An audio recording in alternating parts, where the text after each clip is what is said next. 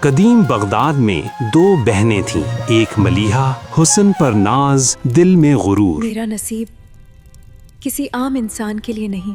دوسری ریحانہ، سادہ مگر آنکھوں میں حیا اور دعا۔ درست راستہ دکھا۔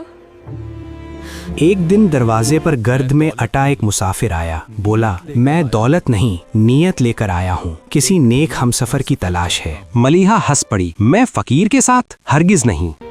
میں فقیر کے ساتھ؟ ریحانہ نے نظریں جھکا لیں، اگر کردار سچا ہے تو مجھے یہ رشتہ قبول اگر ہے۔ کردار سچا ہے تو مجھے یہ رشتہ قبول ہے۔ سادہ سا نکاح ہوا۔ ملیحہ طنز کر کے بولی، جا بہن اب غربت میں جینا۔ چند قدم بعد مسافر ایک عظیم دروازے پر رکا۔ پہرے دار جھکے، خوش آمدید بغداد کے سب سے بڑے تاجر کے وارث۔ خوش آمدید بغداد کے عظیم تاجر کے وارث۔ ملیحہ کے ہاتھ کانپ گئے، جسے وہ فقیر سمجھ رہی تھی وہ قسمت کا امتحان تھا۔ سبق: نصیب حسن نہیں نیت دیکھتا ہے۔